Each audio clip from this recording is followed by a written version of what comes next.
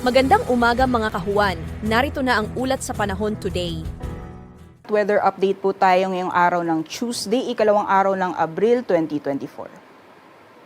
Sa kasalukuyan po yung mga weather systems na nakakaapekto sa ating bansa ay yung reach or extension ng isang high pressure area na nakakaapekto sa silangang bahagi ng northern at central zone. Samantalang patuloy pa rin po yung pag-iral ng easterlies o yung mainit na hangin na nanggagaling sa dagat Pasipiko sa nalalabing bahagi ng ating bansa.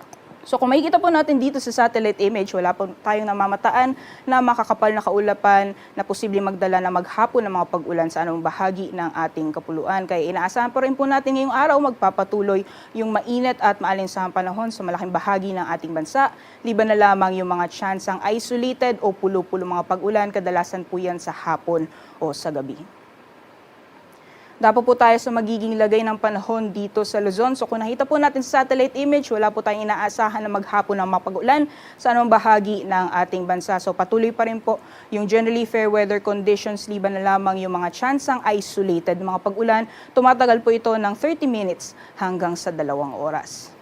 Asahan din po natin magpapatuloy pa rin yung mainit na mga temperatura sa mga piling syudad dito sa Luzon. For Metro Manila, maglalaro mula 25 to 34 degrees Celsius, aabot ng 33 degrees Celsius maximum temperatures para sa Lawag, at asahan po natin yung mainit na maximum temperatures sa Tugigaraw na aabot ng 36 degrees Celsius. Sa Baguio naman, maglalaro mula 16 to 27 degrees Celsius at maximum temperatures naman para sa Tagaytay at sa Legazpi City aabot ng 32 degrees Celsius. Kaya patuloy po yung paalala natin sa ating mga kabayan kung lalabas po tayo ng ating mga tahanan ay magbaon po tayo ng payong at magdala po tayo ng tubig.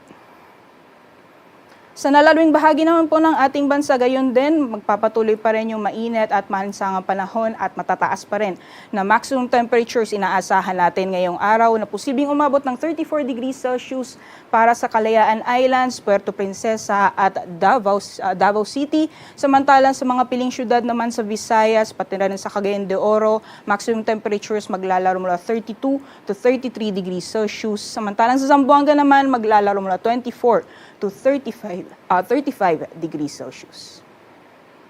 Sa kalagayan po ng ating karagatan, wala po tayong gale warning. Asahan po natin yung banayad hanggang sa tamtaman ng mga pag-alon sa ating mga karagatan. Kaya malaya pa rin pong mga kapalaot ang ating mga kabayan na may mga maliit na sakyang pandagat.